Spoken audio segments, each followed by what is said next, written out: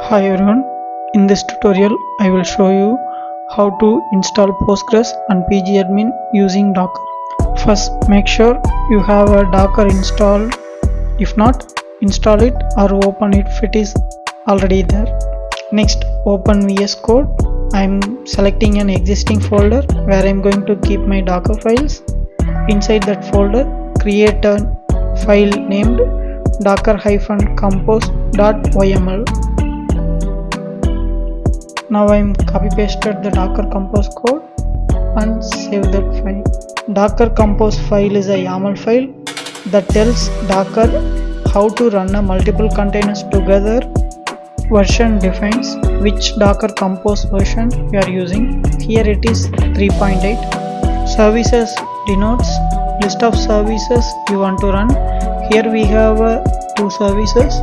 One is Postgres, another one is pgAdmin. Image instruction specifies which Docker image to pull from the Docker hub. The environment key sets environment variable for each service like a username, password or default values. Port key maps container ports to your local machine so you can access them in your browser. Volume key stores persistent data. For pgAdmin, we used the pgAdmin-data folder in our project. For Postgres, we used named volumes. For pgAdmin, we use bind mode so we can see, edit or reuse the settings easily. For PostgreSQL, we use named volumes. It's a Docker managed volume stored in Docker's internal storage because Docker keeps it safe even if you stop or restart your container. It's best when you just need to persistent database data, but you don't need to look inside or manually change any files. Now open the terminal and run the docker compose app command. Once it's done, open your browser and go to localhost 550. There you will see pgAdmin login page.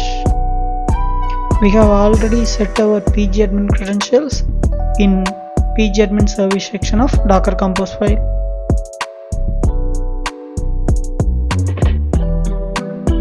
After a logged in, register a server as I showed in the video.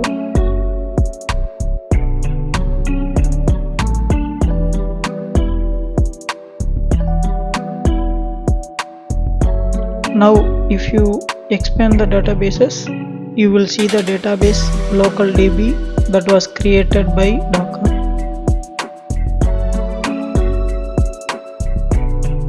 Inside the database, I am going to create a couple of tables.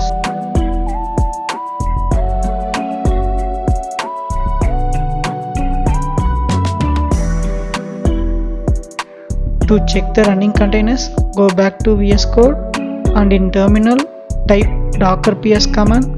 This will show all the running containers. To stop the containers, run the command docker stop followed by container id.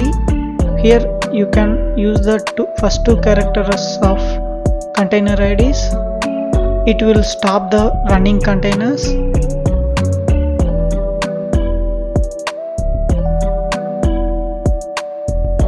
Now if you try to opening the localhost 550, it won't load because the container is stopped. If you want to run again, use docker compose command. Again Docker will restart the containers and your services will be back exactly where you left them.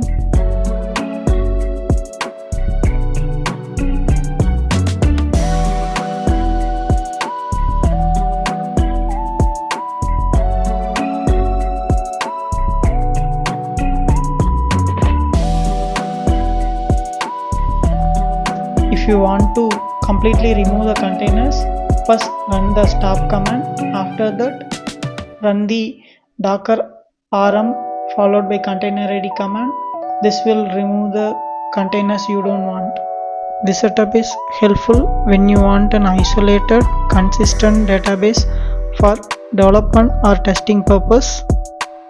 It's also useful for quickly managed database without installing Postgres or pgAdmin directly on your machine.